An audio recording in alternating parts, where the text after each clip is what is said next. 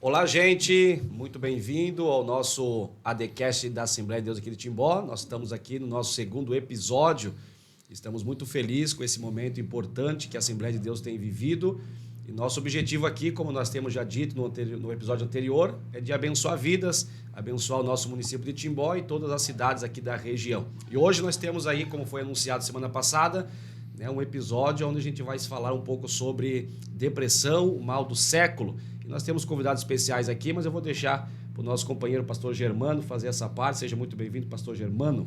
Olá, James, Fábio e todos os demais. Saudação a todos nessa tarde, na paz do Senhor. Uma alegria esse nosso segundo programa, segunda edição, e receber aqui nessa tarde com muita alegria o pastor Lediel dos Santos, vice-presidente da Assembleia de Deus de Blumenau, e o pastor Alessandro Aguiar, que é o segundo vice-presidente da The Blue. Eu já passo a palavra ao pastor Lediel para que faça a sua apresentação, para que o público o conheça, e logo em seguida, pastor Alessandro, então, com a palavra. Tá bom. Gente, alegria estar aqui com vocês, né? Pastor Germano, pastor Janes, Deus abençoe. Um abraço ao pastor Fabiano, da Assembleia de Deus de Timbó. Também um abraço para você que está aí nos acompanhando. Eu sou o pastor Lediel, então hoje eu estou como vice-presidente ali em Blumenau. Eu cresci nesse meio, né, de igreja, nasci no campo missionário lá em Minas Gerais. Coincidentemente tem um outro mineiro aqui com a gente hoje, né? Depois a gente voltou para Santa Catarina. Tive as minhas experiências com Deus ali por volta dos 14 anos e uma convicção de chamado ali por volta dos 18, 19 anos. Fui para o seminário, passei 4 anos estudando, né, para ser pastor. Daí voltei para cá, fiz psicologia, 5 anos de psicologia ali na FUR. Depois fiz algumas pós-graduação e assim por diante. Sou casado com a pastora Julie, tenho 2 filhos, o Kenny e a Isla. Pastor Alessandro. Muito bom, Pai do Senhor Jesus. Boa tarde a todos os espectadores. Alegria poder estar aqui participando dessa mesa tão seleta, né? Bom, sou pastor Aguiar, tenho 39 anos, sou bem casado há 18 anos com a Heloísa Eline, e desse casamento Deus nos deu o Alejandro Caleb, 17 anos, e a Alessa, 13 anos. Sou pastor desde os meus 21 anos, foi o ano que eu fui ordenado, com 21 anos de idade. Estou aqui em Blumenau há 13 anos, né, servindo como pastor também, hoje como pastor local ali da sede, né, e também auxiliando, né, na segunda vice-presidência. Estudei teologia, me graduei em psicanálise durante 4 anos pela Universidade de Uninter, e estamos lidando com gente, com saúde mental há muitos anos, e acredito que esse será um diálogo muito interessante para todos nós. Mencionar, né, James, que ambos são escritores. Né? Escritores. E no livro, você que trouxe, pastor, o livro do pastor Lediel, pastor também, gente, esse livro que é poderoso, tem um poder tremendo ministerial, né? Pastor Alessandro também, escritor, e a gente faz a divulgação, depois eles vão poder falar mais aqui. E a gente quer aproveitar, né, James? Você vai ter as suas perguntas e as minhas também, para a gente, quem sabe, já começar a desenvolver, pastor Lediel, pastor Alessandro, esse tema da depressão, né? Uma curiosidade até pessoal e, do ponto de vista técnico, assim, o que é depressão? Do ponto de vista da psicologia, o que é depressão? A gente começar a conversar sobre esse tema da depressão, né? Sobre o ponto de vista da psicologia, o que é a depressão? Uma linguagem bem fácil de compreender é a perca da vontade de viver, perca das alegrias, né? Quando a gente fala dentro da psicologia, a gente precisa entender que tem várias áreas, né? Então, você vai ver, a psicanálise vai falar de um jeito, a comportamental vai falar de outro e assim por diante. Mas é isso. A pessoa, ela começa a perder os estímulos de vida, as alegrias da vida, e assim, gradualmente, pode ir definhando, né? Porque perdeu a beleza da vida. E até uma curiosidade também, a diferença de psicologia e psicanálise, elas são co-irmãs, eu imagino. Sim, os pressupostos são diferentes, né? A psicologia, ela vai lidar com o comportamento humano a partir do consciente do comportamento em si, né? A psicanálise vai avaliar o comportamento humano a partir do pressuposto do inconsciente, né? Então, são 2 bases diferentes, mas elas vão conversando ao longo do caminho, né? Várias abordagens, interpretações da saúde mental, elas se conversam muito bem. Às vezes se entende, às vezes não. Às vezes não é. Mas no geral, acho que as 2 trazem boas contribuições. Às vezes divergem, então. Sim, claro, né? Porque os pressupostos são diferentes, né? Mas, no A minha esposa, ela se forma em psicologia esse ano, né? Então a gente brinca que a gente não briga, a gente se analisa, né? Então faz parte, né? Mas as duas se cooperam. Outra questão, assim, já que vocês falam até dessa divergência, né? Vocês... Não sei se a pergunta é mais... Vamos ver se a gente consegue ser bem claro. Aonde elas podem convergir com a questão da nossa fé e aonde elas podem... Talvez seja um pouco polêmico isso até, né? E aonde elas podem divergir, entende? Assim, na questão da prática da fé cristã, tanto a psicologia quanto a psicanálise, entende? Assim, elas... Eu acho que Deus é soberano em todas as coisas, mas as ciências humanas estão aí para a glória de Deus e para abençoar as pessoas, né? Assim, é claro que quando a gente fala do estudo da psicologia, isso fala do estudo da psique humana, do comportamento humano, e não vai, em momento algum, ter esse problema de que essa pessoa ela é uma pessoa de fé, ela não pode escolher esse caminho do estudo da psique humana ou do comportamento humano. Porém, lamentavelmente, nós seguimos hoje muitas conturbações geradas pelas ideologias, né? Então, para você ter uma ideia, na primeira semana que eu estava cursando psicologia, já teve professor que entrou na sala dizendo, olha, se daqui 4 meses, quando acabar o primeiro semestre, tiver alguém nessa sala que ainda crê em Deus, já está reprovada a minha matéria. Olha só, o nível de ignorância de um professor falar uma besteira dessa, sendo que se você pega, né, próprios nomes da ciência, você pega que boa parte foram cristãos, ainda mais dentro dessa área. Pega principalmente os inícios de grandes universidades, a estrutura e a base toda era cristã, né? Desde uma Harvard, Yale, né, Mary Williams e tantas outras. Então, assim, lamentavelmente, quando algumas ideologias começaram a ganhar muita força, né, e agora eu falo dentro aqui mesmo da psicologia, veio muito esse discurso que a fé não pode conversar com a ciência e assim por diante, mas se você levar a sério os dois, você vê que de fato é possível caminhar junto, cada um ali, né, no seu lado, respondendo às suas perguntas. E é bom lembrar, né, que os pioneiros, né, tanto da psicologia, psicanálise, no caso Freud, ou de outros saberes, a própria filosofia, eles não eram pastores, eles não eram teólogos, eram homens pecadores, perdidos, né, que deixaram ir as suas digitais de uma mente caída. Né? Então você não pode, vou estudar filosofia, e você achar que as mentes, as interpretações dos filósofos é semelhante às escrituras. Aqueles que tiveram a sua experiência, né, com Deus, você perceberá que as suas interpretações são moderadas. Né? Então, a gente precisa ter essa maturidade. O Freud não era um pastor, né? O Freud ele não era um cristão, ele nasceu de novo. Então, ele vai ter um olhar, né, para a vida, ele vai ter um olhar para a psique humana a partir de um ser humano. Né? E assim também, tantos outros rumos da ciência. Você precisa ter essa maturidade, né? E nem a Bíblia foi escrita com a intenção de ser um manual psicológico. Agora, é interessante que aquilo que você encontra de mais genuíno e verdadeiro em todas as ciências, você encontra raízes profundas nas escrituras. Então, tudo que você vai aprender sobre manejo humano, sobre escuta, sobre saúde mental, os princípios, tudo encontra-se nas escrituras. E algo que eu acho que é importante lembrar, psicanálise, psicologia lida com gente, com ser humano. O ser humano é um ser de fé, é um ser religioso. Uma cultura como a nossa, do Brasil mesmo, onde mais de 90% da população é cristã, é muita ignorância de alguém numa universidade dizer que não, vamos rejeitar esse aspecto da vida humana, vamos rejeitar a fé, ou invocar que os profissionais não devem levar em consideração a fé. Gente, se você está se preparando para trabalhar com gente, lidar com gente, entender as pessoas, você precisa entender também esse lado espiritual das pessoas. E hoje, assim, né, a própria medicina, né, já reconhece a importância da interação com o espiritual, a própria psicologia, né? Quando você vai trabalhar a questão da clínica, né? Não existe psicologia cristã, né? O psicólogo, ele entra na clínica como neutro.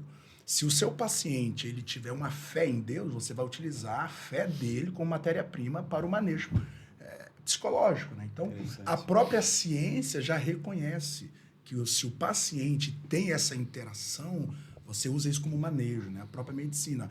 A capelania hoje, né, religiosa nos hospitais, ela é extremamente importante para o desempenho da melhoria da saúde dos seus pacientes, porque eles entendem que a fé, o exercício da fé tem um impacto positivo na melhora, na saúde mental, né, do paciente. Então, essa ignorância, essa incredulidade que fé ela é obsoleto, isso já não já caiu em obsolescência mesmo na ciência. Interessante vocês estão falando. Se você vai se debruçar sobre esses autores, vamos dizer assim, você vai, sob uma lente cristã, você vai meio que filtrar o lado científico que existe ali, aplicar naquilo que precisa ser aplicado e depois adicionar a fé para que você, que eu vou meio que acrescente a fé no processo de tratamento, vamos dizer assim, mais ou menos isso. Então, A fé tem um poder enorme para ajudar as pessoas, inclusive, como a gente está falando, sair da depressão. O poder da fé não pode ser negligenciado por um bom profissional da psicologia. Ele vai levar isso muito a sério, com certeza. James, que Vamos lá. Vamos entrar então na questão já da depressão, como talvez aqueles que vão estar assistindo vão querer algumas respostas, né? Dentro de uma visão bíblica também. Uma pergunta eu acho que muita gente faz e ainda é um tabu entre certo sentido dentro da igreja, né? Uma pergunta que eu vou fazer, talvez seja para mim também, né? É cristão, né? O cristão, ele pode ter depressão? Cristão é gente.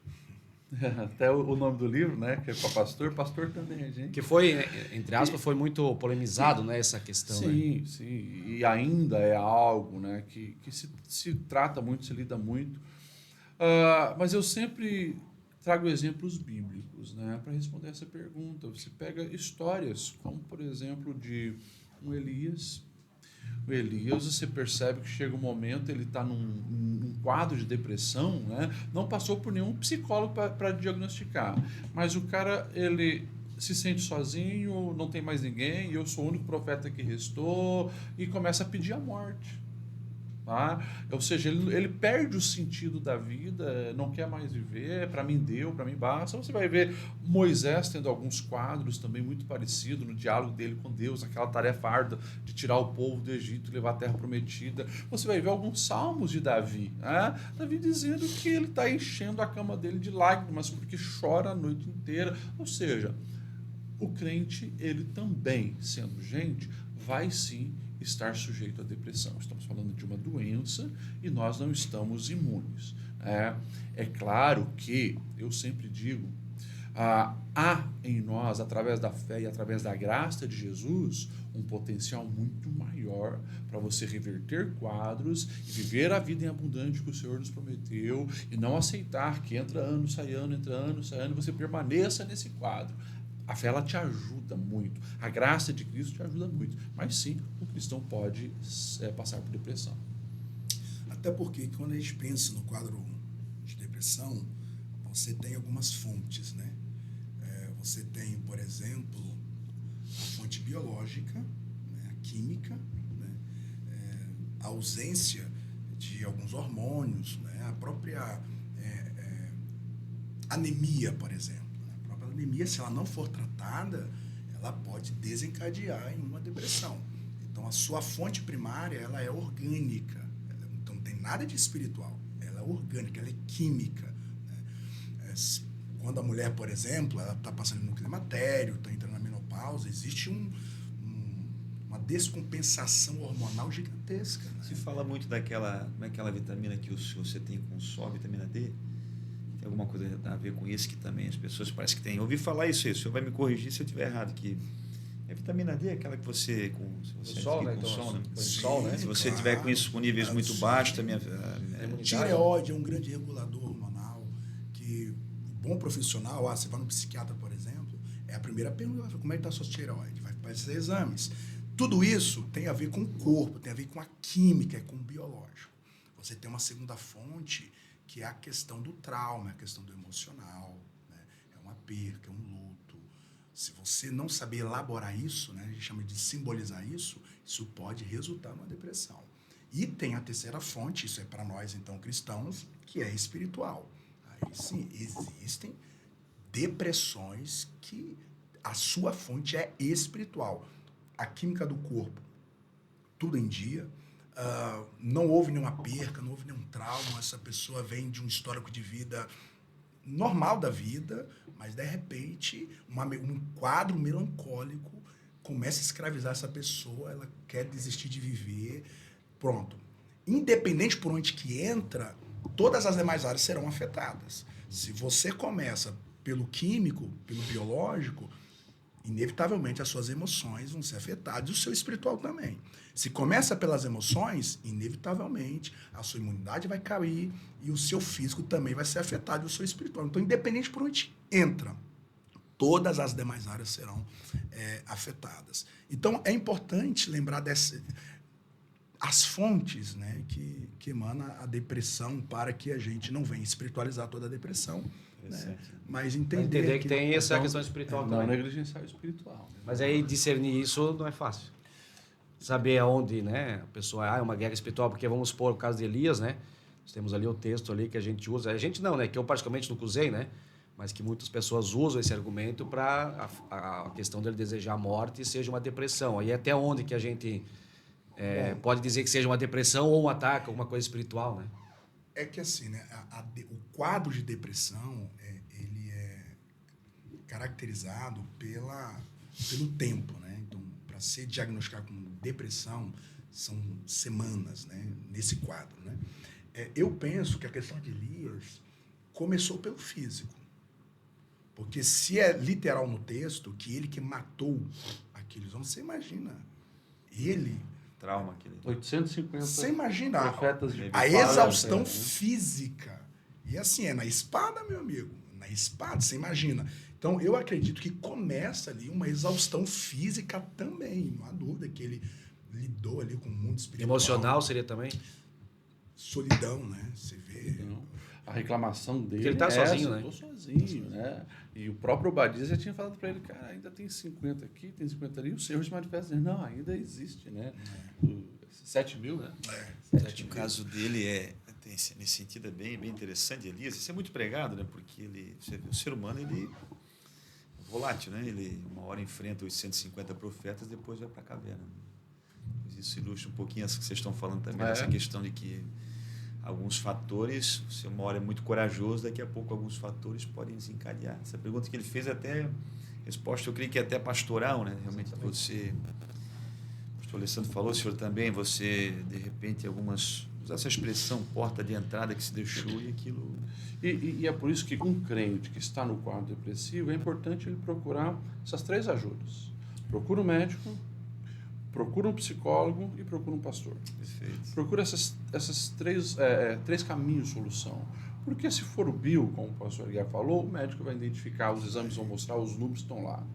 Se for algo da alma, vai falar do relacionamento, vai falar da infância, vai falar do trauma, vai falar do dia a dia, vai falar do que está sobrecarregado, o psicólogo vai ajudar. Mas se for algo espiritual, uma opressão maligna, o pastor vai poder ajudar. Então, o crente de depressão, o que ele não pode é se conformar, achar que aquele é o ponto final da sua vida. Ele precisa buscar a solução, porque existe solução. Você tocou num assunto, pastor Lediel, agora a pergunta para o psicólogo, psicanalista e para os pastores, né? Acho que é uma curiosidade nossa até, fatores familiares, né? Você entende? Uma família saudável pode blindar alguém da depressão, uma família, digamos, problemática, Estável, né? com ausência paterna ou materna, pode ser um fator também que possa desencadear uma depressão ou algum outro problema. A gente fala muito de depressão, mas hoje se fala muito de bipolaridade, de aquela coisa mais grave, que eu acho que é a esquizofrenia também, que é outra questão, né? A pergunta é essa, a questão familiar, né? Um lar bem estruturado pode blindar isso, ajuda a blindar? E um lar desestruturado com uma ausência... Ou ser a fonte, né? Essa pergunta, ela é, digamos, o nível de influência, você quer saber? O nível de influência é intenso e direto, porque o pessoal da sistema vai dizer, né? É esse primeiro sistema, né? Então, a primeira infância, a segunda infância tem uma importância muito grande, em tudo na vida da pessoa. E se de fato ela teve um trauma ali, se cresceu sem um pai, sem uma mãe, né, ao longo da vida isso vai ter um impacto. Então, muitos fatores, sim, podem ser gerados a partir dali, inclusive quadros depressivos podem já ter vindo desde ali da base familiar, né? E o pastor Guiar, sendo da psicanálise, vai confirmar isso, né? Uma das coisas que é muito comum, né, é o que nós chamamos de fator de risco e fator de proteção, né? O fator de risco é exatamente esse ambiente, né, desprotegido, né, esse ambiente que expõe As emoções, no caso. de maneira a um ambiente de contenda, de confusão, de guerras, né? Tudo isso vai fragilizando. Eu fiz o meu TCC sobre a paternidade, né? A função do pai, né, em relação aos transtornos, né? E é incrível como que dados, né? São dados científicos, né? Lares em que as crianças elas crescem, né, sem uma figura paterna funcional, né? O que eu estou chamando de funcional? É este homem que cumpre, né, com seus deveres de amparo, de proteção, de diálogo, de atenção, né? O impacto disso nas emoções dessa criança. O Freud vai trabalhar que a ausência paterna fragiliza a psique dessa criança para uma psicose, inclusive, que é um quadro, né, psicológico que tira a pessoa, que leva para a esquizofrenia, para o delírio, né? Então, isso é um quadro de psicose, quando ela entra em perda com a realidade, né? Tudo isso vem do ambiente familiar. Tem um psiquiatra e psicanalista chamado Winnicott, que ele trabalha sobre a mãe suficientemente boa e o ambiente suficientemente bom, que é exatamente esse lugar em que essa criança ela é exposta a um ambiente saudável, do diálogo. Não é que esse pai ou essa mãe será perfeita, mas ao errarem, os filhos percebem esses pais se arrependendo, pedindo perdão para o filho, né? Esse ambiente é muito saudável para o filho, para a filha, que ali está, como o pastor Lidiel disse, na primeira infância, que é onde que está se estruturando toda a parte emocional e psíquica da criança é nessa primeira e segunda infância. Se nessa primeira e segunda infância, psicologicamente dizendo, se essa criança foi exposta ao abandono, ao desamparo, só a graça de Deus para recuperá-la lá na frente. Porque ela vai trazer o que a gente chama de transferência na psicanálise, os traumas que ela vai vivendo ali com o seu pai, ela vai transferindo isso para as figuras masculinas e para as representações. Então, por exemplo, Freud ele trabalha a questão do id, do ego e do superego, né? O superego ele vai chamar que é a parte do inconsciente que lida com a regra, com a conduta, com a lei, que é a figura do pai, por exemplo. O pai é essa figura que vai dar essas demarcações, né, da moral, do limite. Olha, meu filho, não faça isso, só se quiser trabalhar. Toda essa coordenação da lei, da moral, é representada pelo pai. Uma figura de autoridade. Pronto, exatamente. É a lei, ele vai chamar de lei. Se essa lei, se esse pai, ele é disfuncional, ele abandona essa criança, esse filho, essa filha, ele vai crescer em rebelião a qualquer figura de autoridade. Então, o professor, ele vai rebelar contra o professor. O pastor, ele não vai respeitar tudo que representa a polícia, a lei, o governo, tudo que representa a ordem, ele vai o quê? Ele vai confrontar. Porque, na verdade, ele não está confrontando a polícia, ele não está confrontando o professor, ele não está confrontando o pastor, ele está confrontando a figura do pai, que cristalizou na mente dele naquela experiência traumática. E um alerta, né, que a gente faz concernente aos nossos dias e o futuro, né? Hoje, a terceirização da educação das crianças, inclusive dentro de casa, para as telas, isso vai gerar, ou já está gerando, mas assim, vai gerar uma geração doente em muitas áreas. Tá?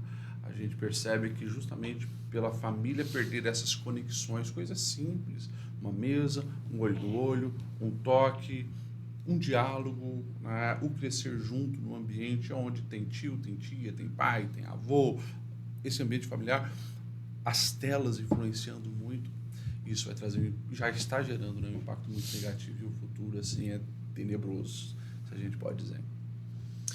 Tudo bem, eu vou fazer uma pergunta aqui que a minha esposa, na verdade, pediu, né? Ela botou na caneta ali, eu vou fazer uma pergunta. No caso, no segmento cristão, né? Principalmente sobre igreja, nós atendemos pessoas, né, diariamente. E hoje nós temos visto muitas pessoas, né, que chegam até nós e falam abertamente, né? Eu estou depressivo e tal, né? Até jovens, né? Infelizmente é a realidade, né? Mas como que, no caso, nós como líderes, pastores, obreiros e tal, a gente consegue talvez diagnosticar algum sinal que a gente consiga perceber para que a gente possa evitar um quadro mais agravante, né? Para que não chegue no estágio em que a pessoa cometa, né, o que acontece, infelizmente, de tirar a própria vida e tal, né? Porque às vezes quando a gente descobre, às vezes, não sempre, mas às vezes já é tarde demais, né? Às vezes a gente não consegue um aconselhamento, né, rápido ali, a gente não consegue alcançar, né? Então, uma pergunta que fica ali, a gente consegue talvez achar isso, tem né, um sinal, alguma coisa, né? Assim, se alguém já procurou falando, é alguém que está pedindo ajuda, né? Mas, assim, se é alguém da igreja, onde você percebe que perdeu o interesse para a vida, a pessoa... E daí você vai ver, dependendo da faixa etária, né? Uma pessoa adulta já não tem mais vontade de trabalhar, sempre está triste, você vê ela se isolando, você vê ela se afastando de todo mundo, você não consegue perceber mais o brilho nos olhos, precisa se aproximar e já fazer então nessa aproximação num diálogo, um levantamento, né, do que ela está passando, as informações, para poder fazer encaminhamento para um tratamento. Um pai que é leigo, mas poxa, percebe que o filho, né, o filho de 8 anos, já não brinca mais, já não ri mais, quando está na casa do tio, dos parentes, se isola, né, se pega chorando. Opa, né? Observe o que se fala. Né? Palavras, a vida não faz sentido, seja do adulto ou de um adolescente, porque eu nasci para dar errado mesmo. São tudo coisas que precisa trazer, então, alguém que ama essa aproximação e ali fazer, então, esse encaminhamento, que depois eu posso também aqui, a gente provavelmente vai falar de possíveis soluções para isso, como um pastor, como um líder pode, né, auxiliar nisso, para que a pessoa possa se sentir amparada, apoiada e caminhar para uma solução. É isso mesmo. E entra a questão também do próprio pastor, né? Que hoje eu falo por mim, né? Eu falo por mim, não de uma forma geral, né? Os pastores hoje, obreiros, líderes que atendem pessoas nessa situação, nós não estamos preparados para aconselhar. Né? E eu, pelo menos, a gente, claro, vai dar alguma diretriz, vai dar algum aconselhamento, fazer alguma oração, mas a questão agora do papel do pastor, né? Do obreiro, do dirigente da congregação, de um pai de família, né? A questão do aconselhamento, né? O que a gente pode fazer, né? O aconselhamento bíblico e o conhecimento bíblico é uma ferramenta poderosíssima. O pastor que ele conhece Bíblia, tem sensibilidade com pessoas, ele já tem ali muitas ferramentas que ele pode, né, auxiliar. Agora, se ele vê que é algo muito grave, que precisa justamente de um acompanhamento profissional, ele precisa sair desse orgulho pastoral, achar que vai dar conta de tudo e pedir ajuda para um profissional da psicologia, encaminhar aquela pessoa profissional da psicologia, porque a pessoa ela está falando já de suicídio, está flertando com o suicídio, você percebe que todo o linguajar e as afeições dela são totalmente negativos, então peça ajuda para um profissional. Que entra outra questão também, né? Eu digo, eu estou usando assim um linguajar mais fácil, porque é o que a comunidade, o povo, a igreja fala, né? É como ele se apresenta para nós, né? Eu tenho 3 amigas nossas, filhas de obreiro, inclusive de pastores, né, presidente. Tem uma amiga nossa que é filha do pastor Leozir, formada psicóloga, né, e outras, né. E ainda é uma questão, é difícil para nós, né, quando um pastor, um obreiro, um líder e tal, chega num estágio em que a gente vai dizer assim, não, vamos encaminhar para um psicólogo, né. E ainda há uma resistência, ainda há uma resistência muito grande, né. Parece que não, isso é o papel, né, do pastor, a gente tem que fazer uma campanha de oração, né? É isso que a gente vê, né? Mas muitas vezes precisa, né? Agora, como a gente falou, as ferramentas bíblicas que um pastor tem, ele consegue ajudar muito, né? Com os princípios e valores cristãos. O princípio do perdão, porque daí você se identificou, poxa, aquela pessoa ela está há muito tempo já nesse quadro depressivo porque ela tem uma raiz de amargura, né? Ela sofreu um trauma, ela foi abusada, ela foi abandonada, ela foi esquecida. Essa pessoa está com aquele trauma, aquele rancor, aquela amargura. Então, com o princípio do perdão, você já consegue buscar soluções. Você percebe que a fonte de toda aquela angústia, de toda aquela depressão, são anos a fio de um casamento ruim.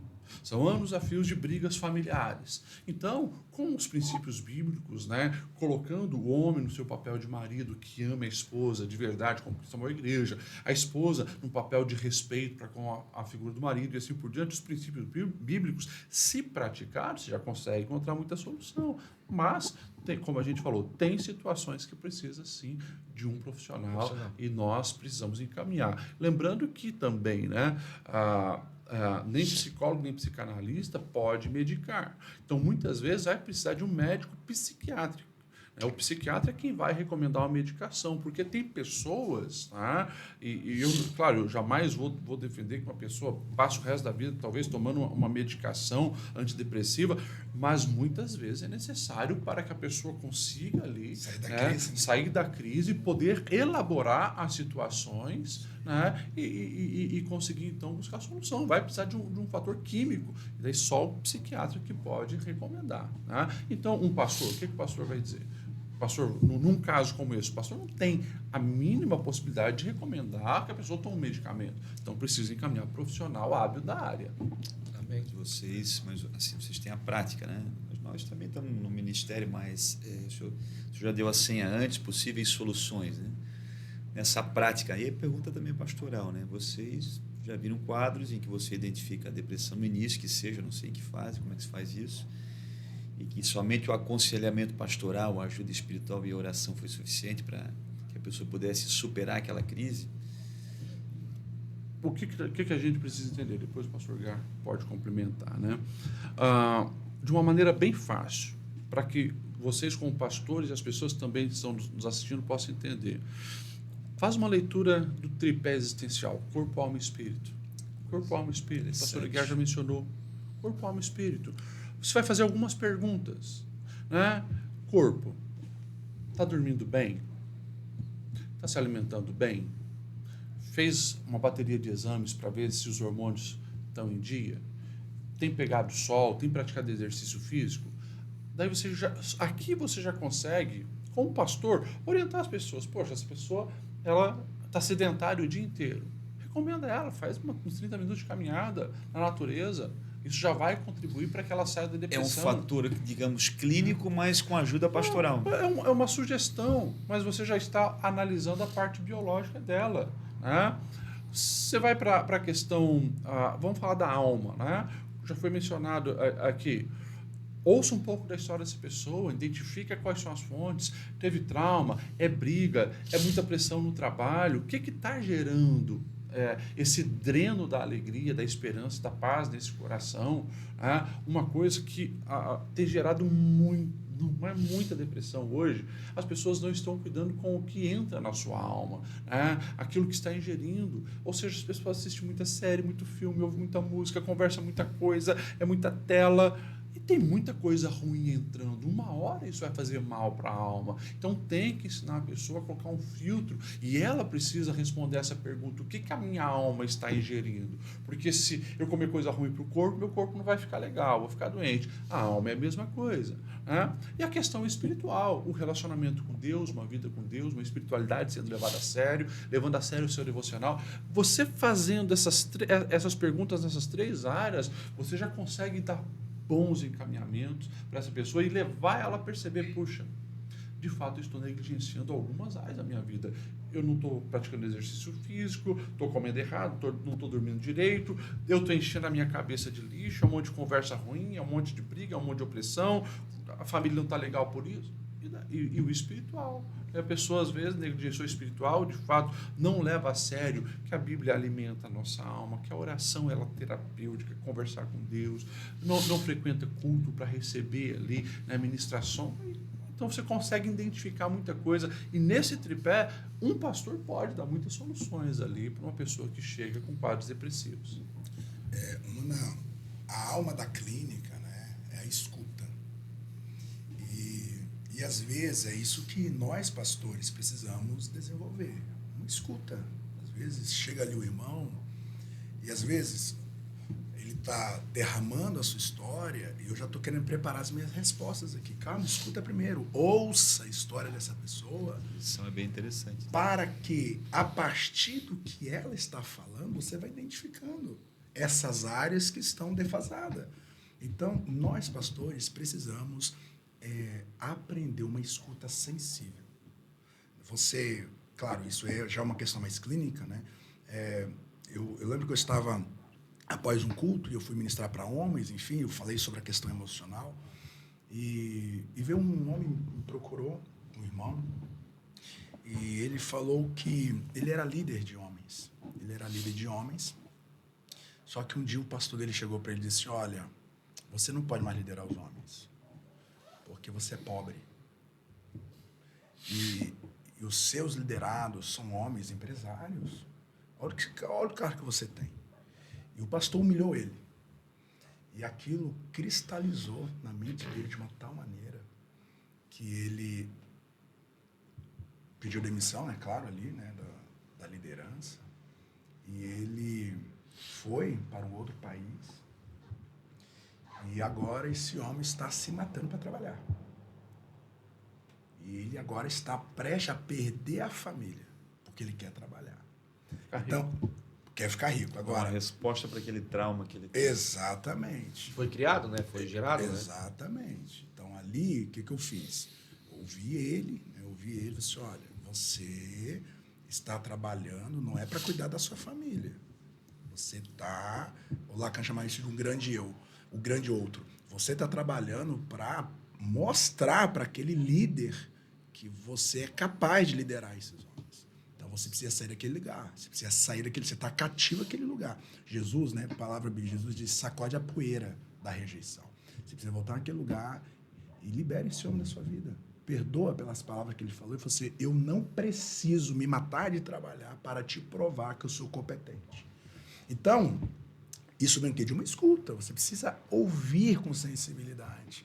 Porque, às vezes, só o fato desse irmão, dessa irmã falar, né? Existe uma das máximas ali dentro da psicanálise, que é a palavra cura, só o fato já é terapêutico para essa pessoa. Já é terapêutico. Então, se você tem uma escuta sensível, né, moderada, a partir dos princípios bíblicos, o pastor ele consegue ir muito longe, consegue fazer um bom trabalho dentro do aconselhamento bíblico. Não precisa ser o psicólogo, não, seja um pastor com o seu ouvido sensível a partir das escrituras, com compaixão e com discernimento do Espírito. Tem coisas que é o Espírito vai te dar o discernimento.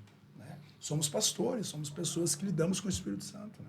Você falou uma coisa que eu creio que vai dar um corte legal aqui, a citação de Jesus, sacuda a poeira da rejeição. Aquela passagem que Jesus chega, né, é rejeitado, e aí vai para outra etapa. Se não te receber, vai para frente. Vai para frente, a poeira da rejeição. Forte isso. Pastor Lidiel, pastor Alessandro, vocês tocaram num assunto que nós conversamos um pouquinho off aqui, né? Se ouve falar muito dessa expressão nos nossos dias, que eu creio que tem a ver com excesso de ocupações, excesso de trabalho, que é o tal do burnout. Sim. Síndrome, então. O que é o burnout, né? Tem a ver realmente com excesso de ocupações e como identificar que, porventura, eu estou sendo acometido dessa síndrome, não sei se é assim que se fala, síndrome de burnout. O que é o burnout, como identificar e como superar isso também, né? Quer começar, não? Então, dentro da psicanálise, a gente aprende a você tentar encontrar a causa, né? Então, o burnout ele é um sintoma, bem como a depressão. Então, a primeira pergunta que eu preciso fazer para quem está no estado de burnout é por quê? Para esclarecer o burnout, isso tem a ver com excesso de ocupações, com excesso de... Esgotamento. Esgotamento. Um esgotamento emocional, um esgotamento mental, um esgotamento físico, né? Que essa pessoa fica numa indisposição, né? Devido a esse esgotamento. Né? A pergunta é, por que você está trabalhando tanto ao ponto de se autodestruir? Você está querendo compensar o quê? O que está acontecendo com você que você está indo além do seu limite? Né? Você está querendo provar para alguém? Você está se comparando com alguém? Você precisa saber qual é a causa desse burnout, desse esgotamento. Por que você não está respeitando os seus limites?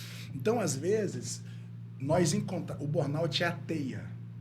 Você precisa encontrar qual é a aranha, qual é a razão pela qual você está indo além dos seus limites. A psicanálise vai trabalhar essa questão da causa e tratar isso. Porque se você tratar essa causa, pronto, você volta para o seu equilíbrio. Já a psicologia comportamental vai ser mais objetiva e prática, né? Bota na mesa tudo que você está fazendo, tudo que você está vivendo, né?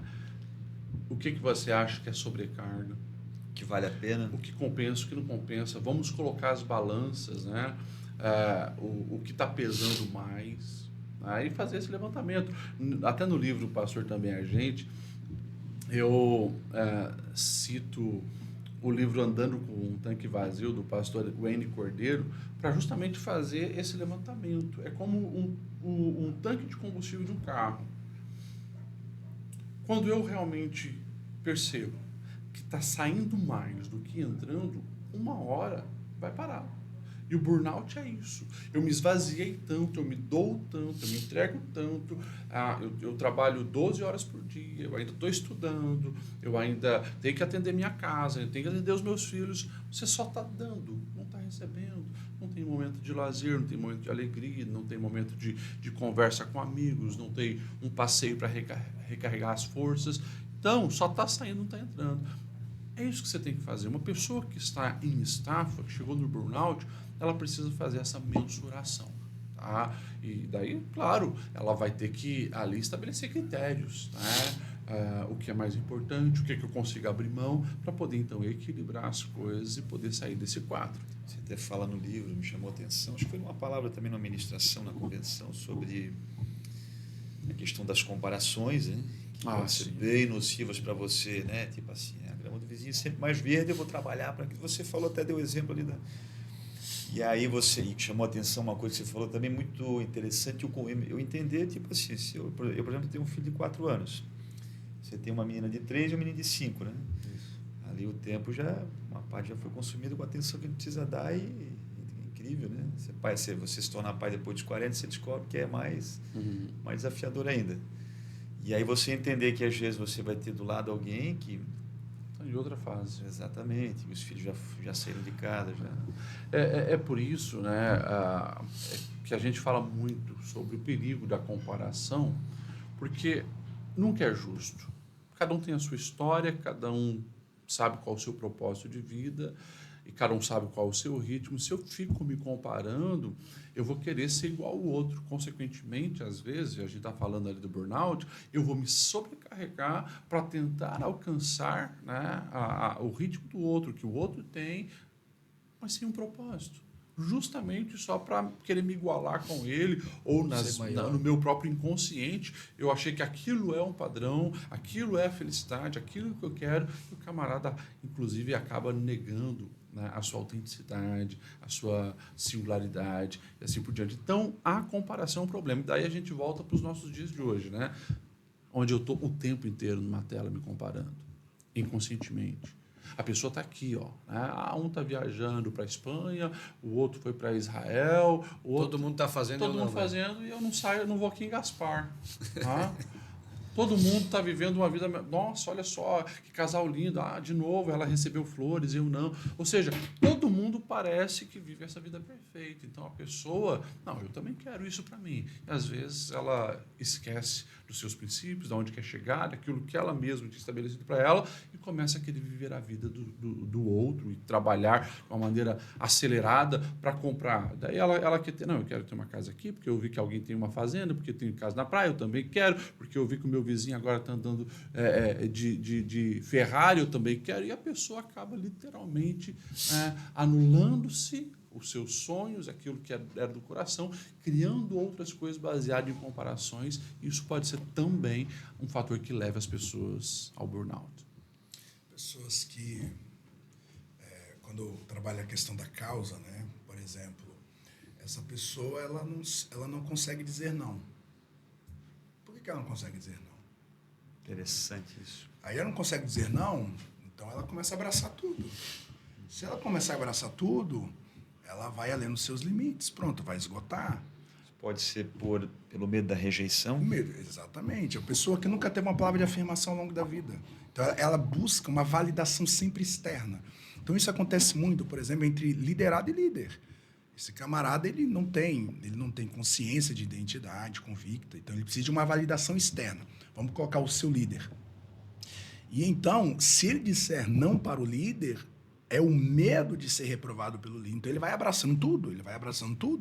Ou um líder, um pastor, por exemplo, que quer agradar a igreja o tempo inteiro. Ele não sabe dizer não para uma visita em que eu tô esgotado, meu dia, eu não consigo visitar hoje, eu não consigo fazer um gabinete hoje, eu cheguei no meu limite. Não, eu vou dizendo sim para todo mundo. Só que isso aqui é uma questão psíquica, você precisa se tratar.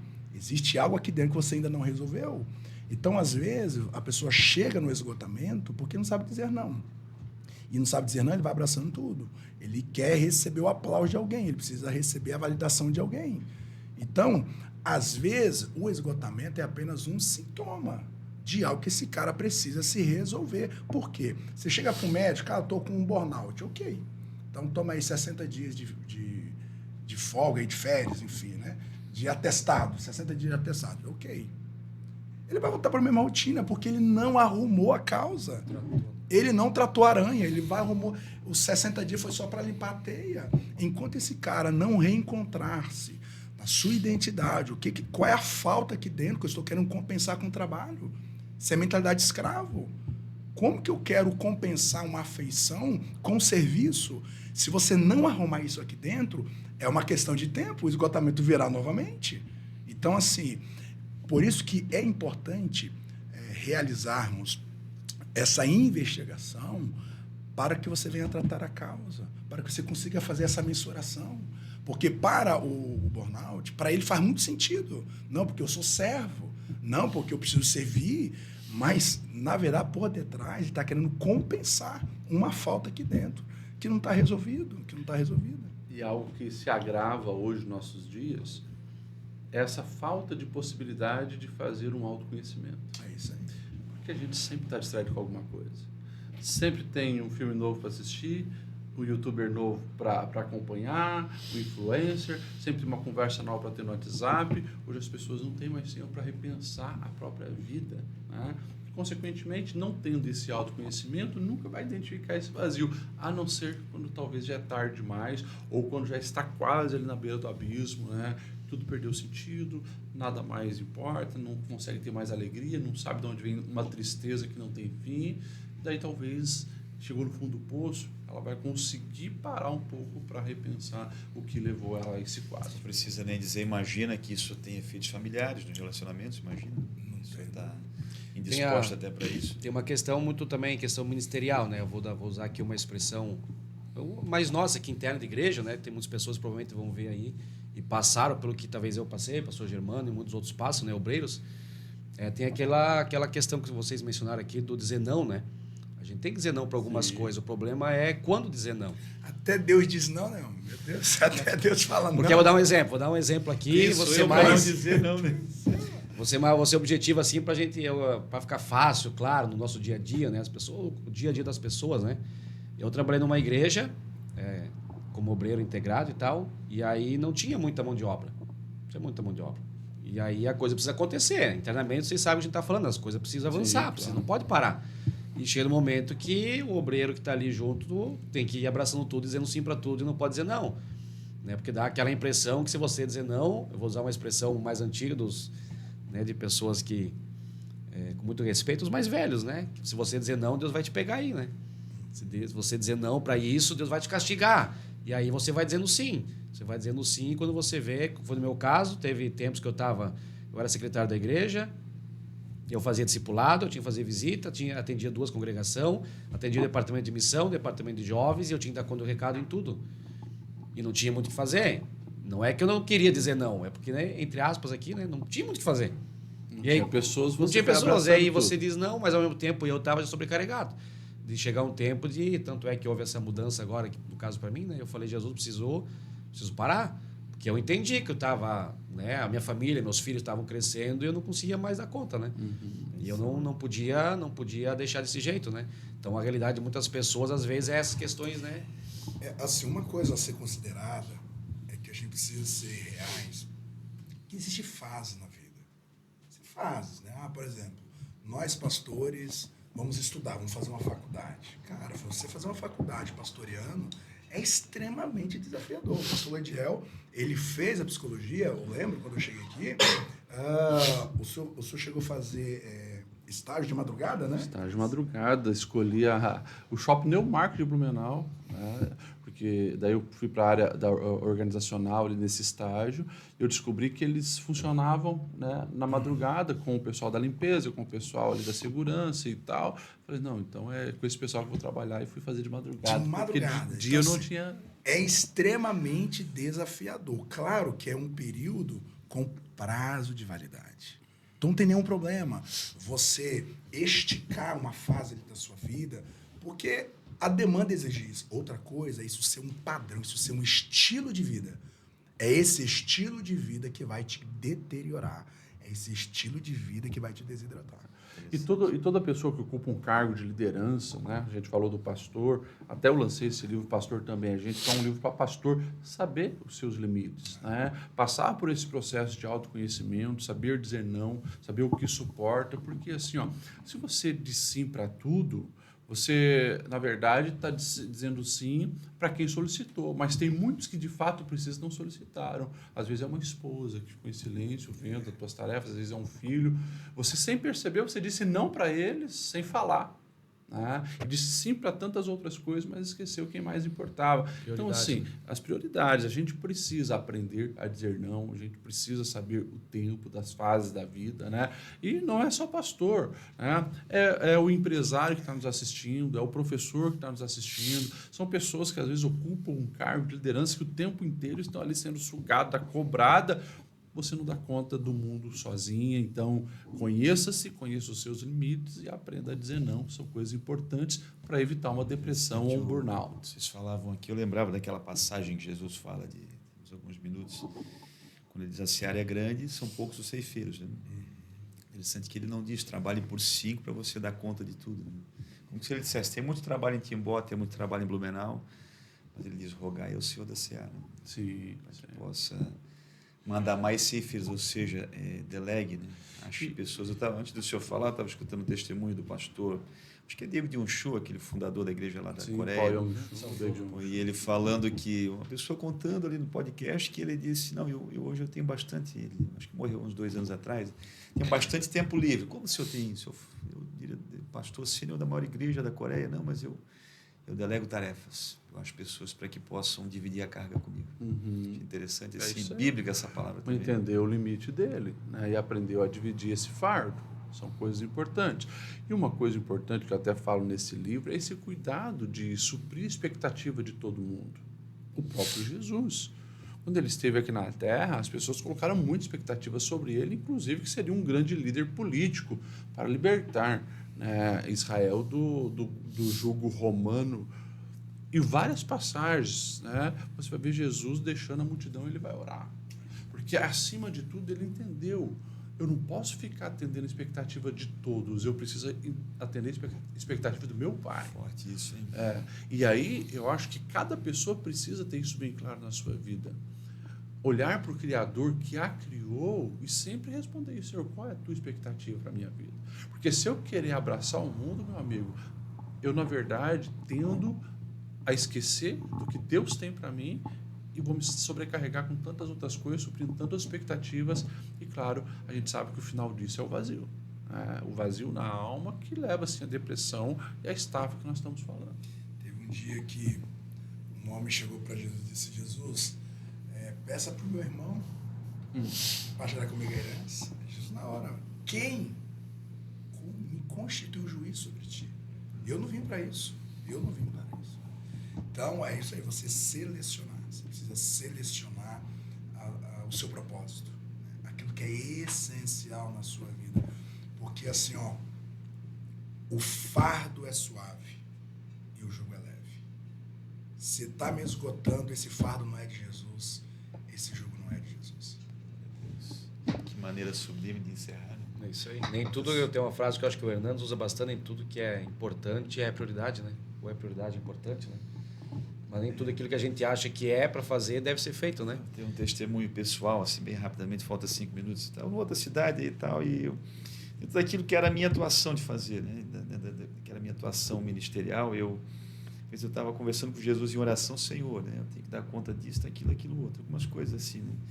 Minha preocupação é no tempo, pastor Lediel, pastor Alessandro James, falando com Deus em oração. Sabe aquela experiência de ouvir a voz de Deus? E eu preocupado, e eu fiz assim, poxa, mas o que eu faço para avançar nessa e naquela área? O Espírito Santo falou comigo claro e audivelmente, a minha preocupação era tempo. Passe mais tempo comigo. Então Jesus me exortou ali e me deu uma direção ministerial bem clara dentro daquilo que o Senhor falou aqui. Essa prioridade é o Senhor, né? Estar com o Senhor, porque isso é remédio para a alma e direcionamento para todas as áreas da nossa vida. Mas a gente está encerrando, falta 4 minutinhos. Amém. Glória a Deus. Deixar aqui uma palavra para o pastor Alessandro, pastor Lediel, agradecer a vocês. Ficou curto, né? Ficou curto, né? Se vai ouvir, a gente mais ouve, né? Porque quem somos nós, né? Mas que bom, né? Um papo abençoado. Creio que pode ser um divisor de água para muitas pessoas que vão ouvir, né? Tanto daqueles que servem a Jesus conosco na igreja, pessoas da cidade, da comunidade, né? Pessoas que vão, às vezes, em casa, né? Tá passando, às vezes, por alguma situação daquilo que foi mencionado e vão, quem sabe, conseguir encontrar, né?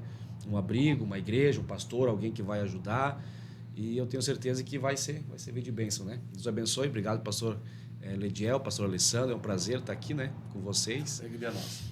Pastor Amém. Alessandro, deixa uma palavra de encerramento, incentivo. Palavra para todos, né? Que vão nos ouvir aí. Uma palavra de encorajamento nesses dias difíceis, de luta, de pressão, né? Sabemos que não é fácil. Amém. Obrigado, né, pela oportunidade de poder estar aqui participando desse diálogo. E a minha palavra é sobre lucidez, né? Cultive uma lucidez a respeito desse tripé que o pastor Liel trouxe. Lucidez quanto ao seu corpo. Muita gente estão doentes por aquilo que comem, por uma má educação alimentar. As pessoas estão destruindo o corpo, as pessoas estão comprometendo a mente, o raciocínio, a saúde mental por aquilo que comem. Então, leve a sério a saúde do seu corpo, a sua educação alimentar, o seu exercício físico, cuide do seu corpo, né? Quanto à sua alma, decida não se isolar na vida. Decide cultivar amizades, que você tenha alguém a compartilhar a vida, né? Que você tenha alguém para compartilhar suas fraquezas, suas dores, o compartilhar, o falar de maneira sincera, o falar de modo sem filtro, né? A um amigo, a uma amiga, a um mentor, a um líder. Isso é terapêutico, é terapêutico. Às vezes nós precisamos de um psicoterapeuta porque nós não fazemos terapias nos nossos relacionamentos, né? E não esqueça que nós, cristãos principalmente, é todo ser humano, claro, nós estamos diante de uma grande batalha espiritual. Você não pode perder de vista a guerra espiritual com a nós estamos. Então leve a sério, com lucidez, o seu corpo, a sua alma e o seu espírito. E se você encontra em um estado depressivo, não ignore isso. Não ignore. Se você tem passado por ideações suicidas, leva isso a sério. Busca ajuda, busca um profissional, busca ajuda de alguém, mas não tenta lidar com isso sozinho. Não ignore a dor, não ignore essa desestabilização mental, porque isso pode agravar e chegar em um final desastroso. Lediel, deixa a sua palavra e depois ore por nós. Tá bom, alegria estarmos juntos aí. Obrigado pelo convite. Bom estar também com o pastor Aguiar. Palavra para você que nos assiste de uma maneira bem objetiva. Trabalhe sempre com a prevenção, se possível. Ou seja, não aceite viver debaixo de amargura, de trauma, de culpa. Resolva isso que precisa resolver. E nesse tripé que foi mencionado aqui, cuide da sua vida, da sua rotina, da sua diária. Dá uma olhada nos seus relacionamentos com família, valorize sua espiritualidade. Se você equilibrar as coisas, você trabalha com a prevenção. E se caso você tem já enfrentado um quadro depressivo, se você tem flertado com o suicídio, se coisas ruins têm te assombrado, procure ajuda. procura uma igreja, procura um psicólogo, procura um psiquiatra, procura um familiar, amigo que você confia, procura uma pessoa que você sabe que tem o coração voltado para te ajudar. Eu tenho certeza que você vai encontrar ali alguém de mão estendida para te socorrer e te encaminhar para fora desse buraco. Eu quero deixar isso bem claro para você. Você que está passando por uma depressão, é possível superar, principalmente com a graça do nosso Senhor Jesus, que preenche a alma, perdoa pecado, levanta o seu ano, porque te dá uma esperança verdadeira e eterna. Que Deus te abençoe. Vamos orar? Amém. Senhor, obrigado por esse momento, por essa conversa, e que, de fato, aquilo que foi aqui discutido, tratado e conversado possa servir de bênção, Senhor, na vida de cada um dos ouvintes. Que nós possamos também aprender a viver a vida como temos que viver de acordo com o que o Senhor projetou para nós. Que nós possamos, de fato, Senhor, cuidar da gente, cuidar da nossa alma, do nosso corpo, do nosso espírito, levando, Senhor, a sério as Tuas palavras, que é possível ter uma vida em abundância. Nós damos liberdade ao Teu Espírito Santo, Senhor, para ministrar aos corações de cada uma das pessoas que estão conectadas conosco, para que elas possam sentir, Senhor, que a Tua condução é para viver algo novo, algo melhor, algo que venha superar os dias difíceis, superar a depressão, vencer, Senhor, todo esse flerte com o suicídio e realmente desfrutar aquilo que o Senhor tem para nós. Que a Tua bênção seja sobre cada uma dessas pessoas. Assim oramos em nome de Jesus. Amém. Amém.